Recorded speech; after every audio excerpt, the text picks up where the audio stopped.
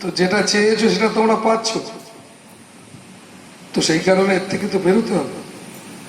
এই পেয়েই চলবে এলে হয় না।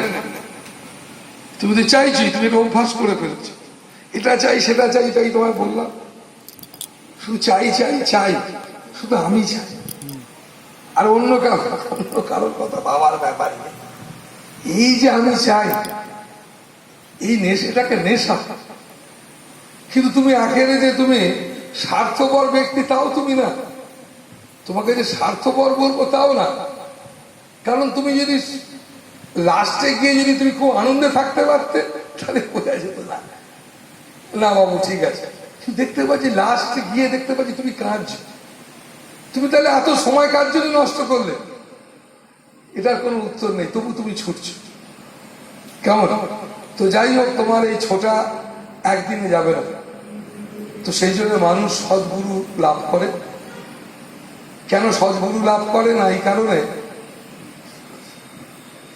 যার ভাবাদর্শে, যার জীবন দর্শন চলে নিজের ব্যক্তি জীবনকে একটু একটু করে শুধরে নেওয়া যায়। তো সেই কারণে মানুষ, তাই সদ্গুরু লাভ বড় দুর্লভ। সদ্গুরু বড় কঠিন রে বাবা মায়েরা। কারণ কে যে তিনি, যিনি সদ্গুরু মানে যিনি নিরাসক্ত, যার কিচ্ছু চাওয়া পাওয়া নাই, ভেতর থেকে নাই, মুখে না, ভেতর থেকে। এই যে কে যে ভেতর থেকে নাই, সেটা তুমি হঠাৎ বুঝে উঠতে পারবে না।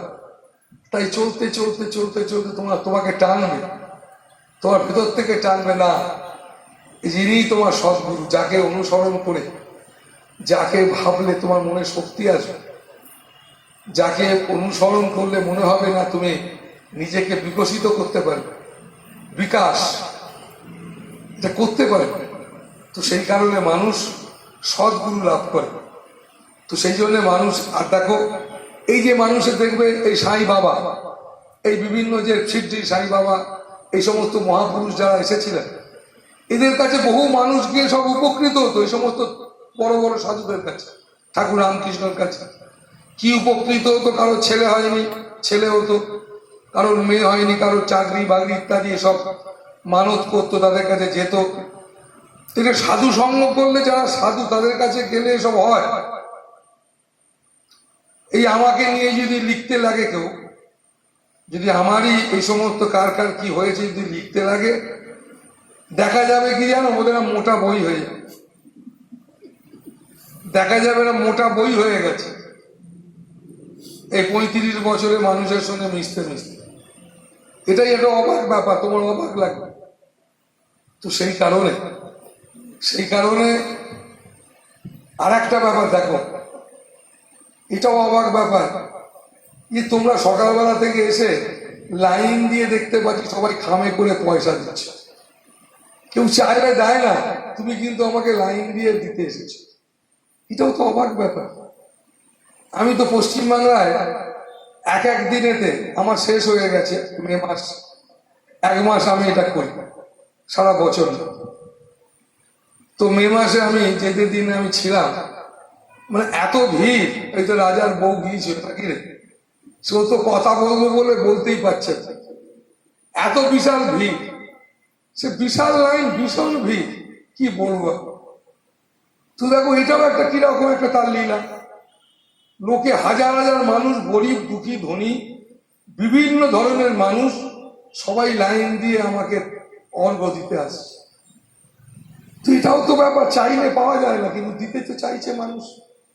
কিন্তু কি ব্যাপার জানো, এই দেওয়াটা কিন্তু, এটা কিন্তু ঘটনা। এটাও দেখতে পাচ্ছি, তুমি তোমার ভাইকে 10 টাকা দিতে চাইছো না, কি তুমি আমাকে 10,000 টাকা দিয়ে দিচ্ছ, এটাও ভালো না। এটাও মাথায় রাখতে হবে, তুমি আমাকে 10,000 টাকা, তুমি ঠাকুরকে 2 লাখ টাকা পুজো করে দিয়ে দিচ্ছ, তোমার মাকে দিচ্ছ না, এটাও মাথায় রাখতে হবে। কারণ তুমি কিন্তু ভালো থাকতে চাইছো, ভাবের ঘরে চুরি করা যাবে না, ভাবের ঘরে চুরি করে হবে না। তুমি ভালো থাকতে চাইছো, তুমি বলছো যে আমরা সংসারী মানুষ। সংসারী মানুষ মানে কি, বউ বাচ্চা হলেই সংসার হলো? সংসারে যারা বাসে, আমিও, এই বাবা, সবাই এই জগৎ সংসারে যারা বাস করি, তাই সাধু সাবধান, সবাই সাবধান, খুব সচেতন হয়ে সজাগ হয়ে। কেন সজাগ হয়ে? না আমাদের মধ্যে যেন কোনো মতে যে অবগুণ মানে বাজে গুণ ঢুকে গেছে, যদি গিয়ে থাকে সেটাকে বার করতে হবে, এই ব্যাপারে সজাগ থাকতে হবে।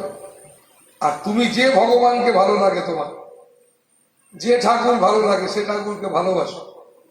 তুমি যদি বলো বাবা তুমি কোন ঠাকুরকে ভালোবাসো, দেখ আমি আমার কথা যদি বলি,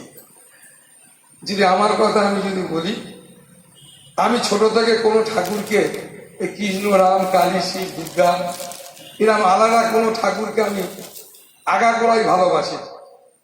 কোনো তোমরা যারা এখানে বসে আছো, তোমাদের আমি সবাইকে সমানভাবে ভালোবাসি।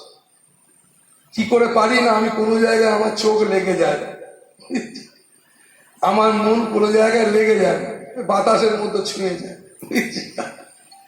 কেন না, আমি হচ্ছি ফকিরি করি। ফকিরির কাজ কি? ফকিরের কাজ বাতাসের মধ্যে সবাইকে ছুঁয়ে যাওয়া, লেগে না যাওয়া। তো সেই কারণে আমার কালী শিব লক্ষ্মী দুর্গা গণেশ এদের থেকে আমার কিচ্ছু চাওয়া পাওয়া নেই। কেন চাওয়া পাওয়া নেই? না আমি ঘর থেকে বেরিয়েছি তো চাইব না বলি। ভগবানের থেকে চাওয়া পাওয়া নেই কেন? দেখো যিনি হৃদয়ে আছেন, যিনি ছাড়া আমি তুমি সবাই বিকল, এই শরীরটা বিকল, চাওয়া পাওয়া বিকল হয়ে কোনো কাজ করবে না। তো যিনি ভেতরে আছেন আমার, তিনি ছাড়া আমার চাওয়া পাওয়া তোমার চাওয়া পাওয়া কোনো কাজ করবে না। তো যিনি ভেতরে আছেন তিনি তো সব জানেন, আর তাকে জানা সেটা তো জন্মগত অধিকার, এটা স্বার্থ না। তাকে জানাটা মানুষের জন্মগত অধিকার। কেমন? তো সেটা স্বার্থের ব্যাপার। স্বার্থ ব্যাপার কোনটা? এই যেটা ব্যবহারিক জগতে এটা আমার চাই চাই চাই চাই, সেটা স্বার্থ। মানে কি? শুধু ভোগ করতে চাই, শুধু ভোগ আর কিচ্ছু। ভোগও তো করতে পারছে না। আমি দেখছি প্রচুর ছেলে মেয়েকে দেখছি, তারা ভোগ করতে পারছে না, দেখি তো তাও করতে পারছে, ভোগও করতে পারছে না, ত্যাগও করতে পারছে না। কেন না? একটা ধারণা তোমাদের পরিবর্তন করতে হবে, বুঝলে? তো সেই কারণেই আমাদের কাজ, সাধুর কাজ, তোমাদের একটা ধারণার পরিবর্তন হবে। ধারণার পরিবর্তন হলে কি হবে? তুমি ধরতে শিখবে। তোমার ধারণা যদি পরিষ্কার হয়, তোমার ধরাটা ভালো হবে। তাই তোমার ধরাটা যদি ভালো হয়, তাহলে তোমার এই জগৎ সংসারে থাকতে ভালো লাগবে, সবকিছু করতে ভালো লাগবে। তাই তোমার ধারণাটা পরিষ্কার হোক।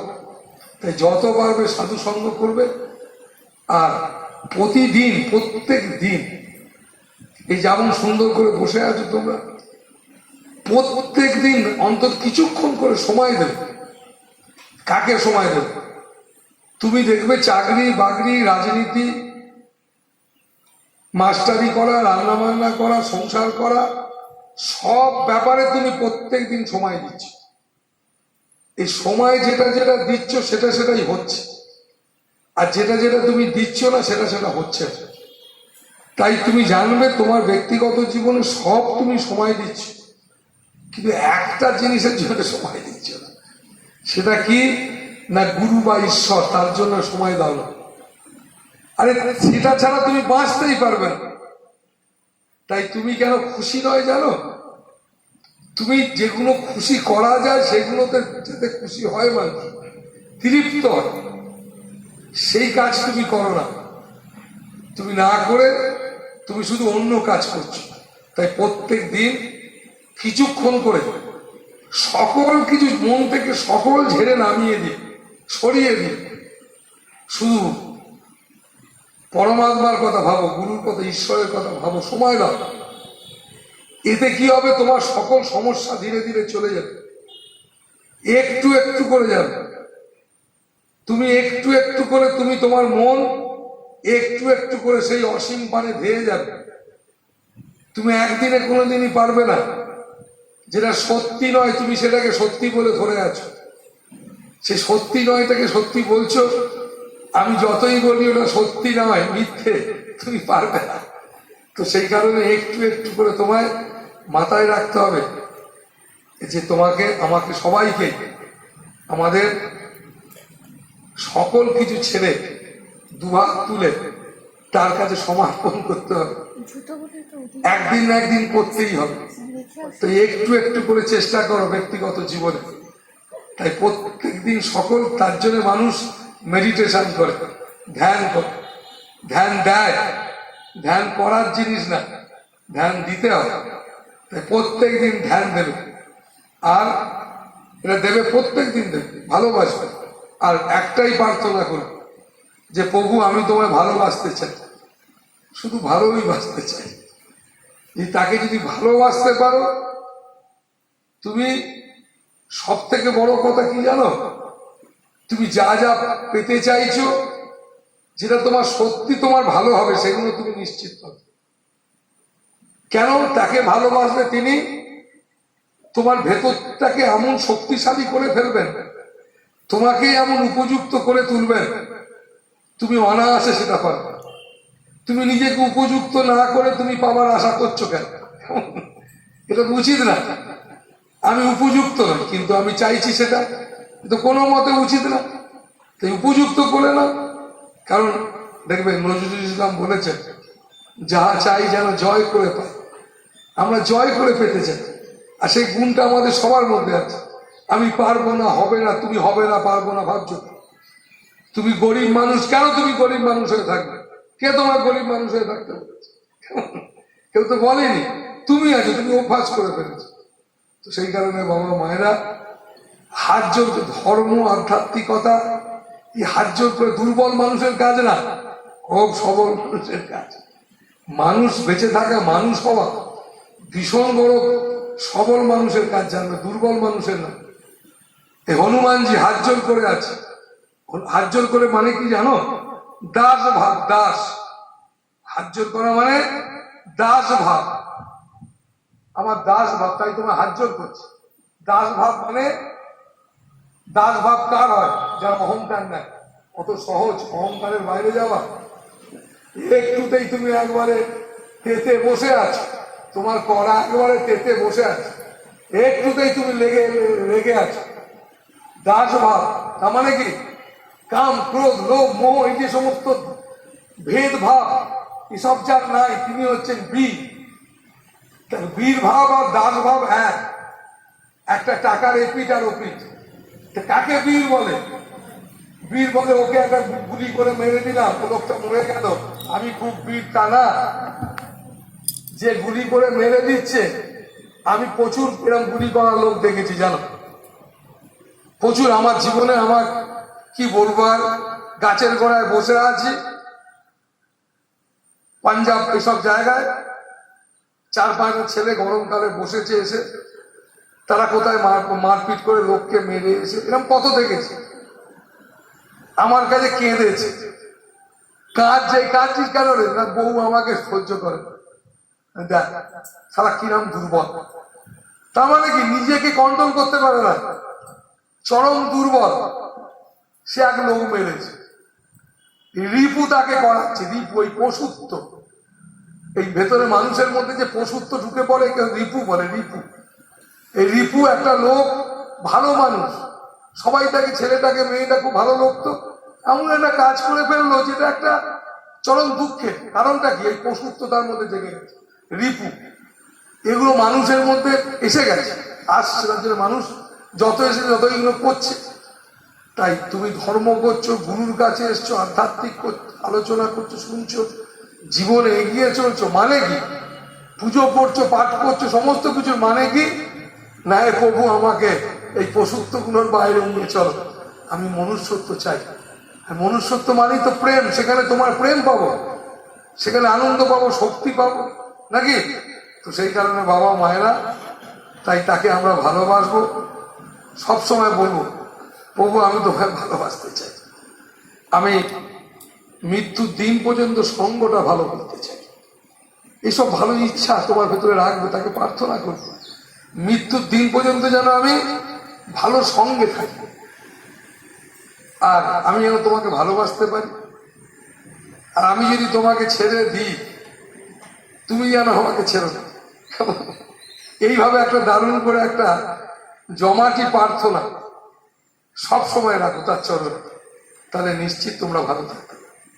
আর যাতে যারা মহাত্মা তাদের কাছে মানুষ যায়, গীতায় ভগবান বলেছেন যে যে চায় তাই আমি দিই, সত্যি তো তিনি দেন। আর সাধু মহাত্মাদের কাছে মানুষ আসে চায়, তোমরা মানুষ যারা মহাত্মা হয় তাদের কাছে গেলে মানুষ পায়, অনেক কিছু পায়। এই পাওয়াগুলো কিন্তু জাগতিক পাওয়া, তুমি কিন্তু এই জাগতিক পাওয়ার মধ্যেই ফেসে যেও না। কেমন তুমি ছেলে মেয়ে টাকা গয়না এসব চাইতে গিয়ে যেন ফেসে যেও না, এটা কষ্টকর। কারণ মানুষ শ্রেষ্ঠ জীব, সেটাকে ভীষণ গুরুত্ব দাও।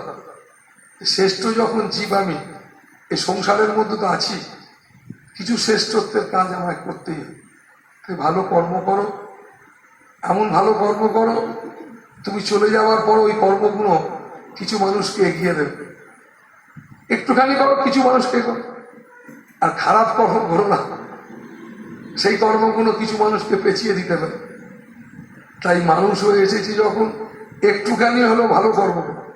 তো ভালো কর্ম মানে সেটাই ভালো কর্ম যে কর্মের মধ্যে প্রেম আছে, সংযম আছে, যে কর্মের মধ্যে আনন্দ আছে এবং মাথা উঁচু করে বাঁচা আছে। তো সেই বাবা মায়েরা খুব ভালো থাকো, খুব আনন্দে থাকো। ওই বললাম প্রার্থনা করো, আমি তোমায় ভালোবাসতে চাই, ভালোবাসো, ভালো থাকো।